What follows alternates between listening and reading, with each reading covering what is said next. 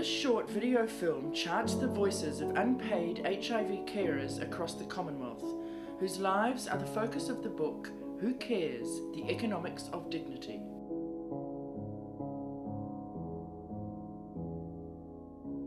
What made me decide to move in with him was I could not afford to see him in his filth, not being able to go use the bathroom as he would normally would do, not being able to prepare food and eat, and working within the field. I know that those were also important.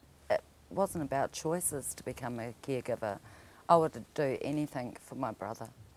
A choice? No, you don't have a choice when your parents. It's kind of unconditional that you look after your children, no matter how old they are.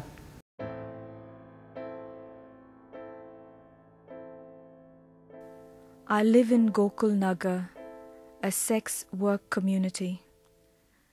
Staff of Sangaram and VAMP, a collective of women in prostitution, helps us a lot. They visit regular, gives in time proper information, and also supports me. My mother's brother is the only person who often comes to visit us, and especially when she is very ill. He gave me his telephone number to use for calling him. But the hardest time I've ever gone through was when she collapsed in the night, and I was alone with her in the house. Nobody to help me carry her to the bed. I wanted to call my uncle, who was 5 kilometers away from us, but I did not have any airtime on Mother's phone. I was forced to scream to draw the attention of the neighbor.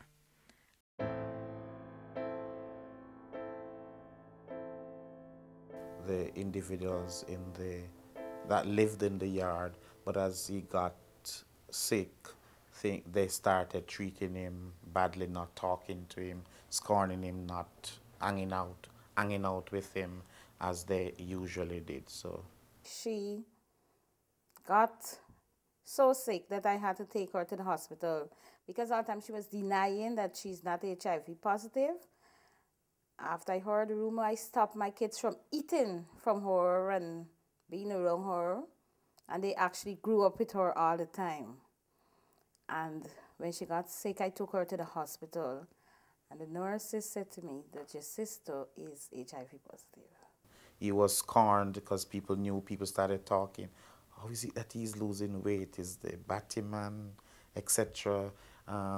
It was also the fact that it was considered to be the gay disease, and it's because of our nastiness.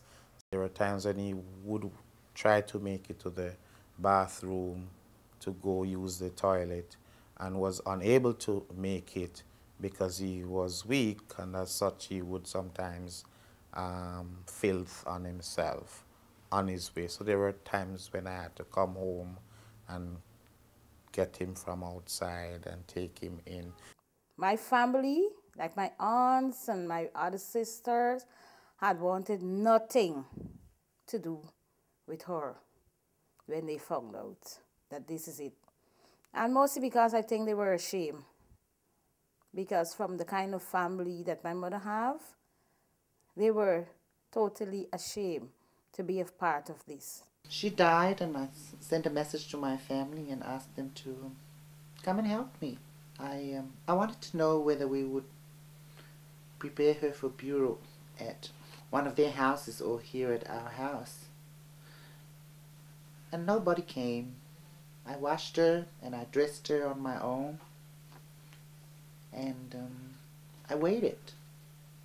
A solitary figure.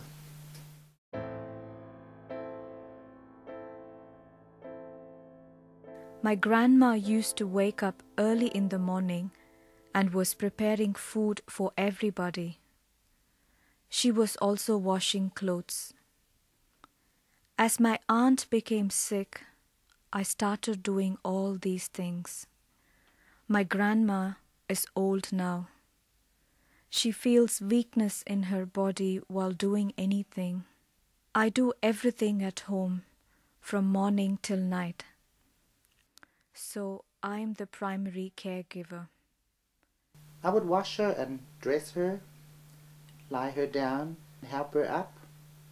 If she wanted to go to the toilet, I would dig a hole beside the house, take her and let her do her business, and then I would bury it. Near the end, Darren was dead weight, and so that was very heavy to actually lift him. I had to build up a momentum just to get him off the bed and move him, change his bed sheets, things like that really. Apart from that, getting him up and down the stairs, probably lifting him into the car even. That was probably it. I am pretty strong, but you know, there were some times when I thought, wow, heavy. We also had to collect water in the containers from the barracks, and that's a long way to walk. Our ways of getting food was difficult. My sons were little boys when I took them out of school to help me. You have to go fish. If no fish, no food. We stayed hungry. My toughest emotional task as a caregiver was watching him get sicker, basically. That was quite tough. Oh. To hear him call out and ask for help. And yeah, that was hard.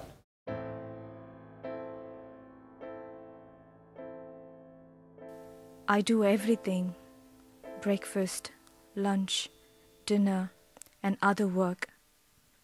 Only at night, after the whole day's work gets over, I get some free time in which I go for a walk.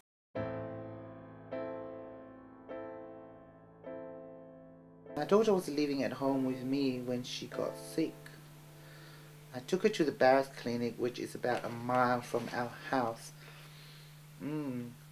They said she had malaria and pneumonia. It was only later I heard from the others that she had HIV/AIDS.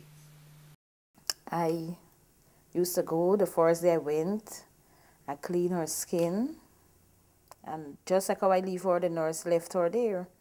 And for the 2 weeks that she spent in the hospital, the nurses have never, ever, never done anything for her.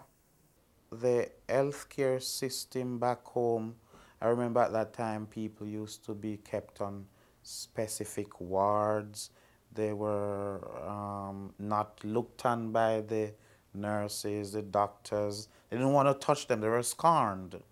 They were basically like maybe in the days when they talked about in the biblical days about people having leprosy.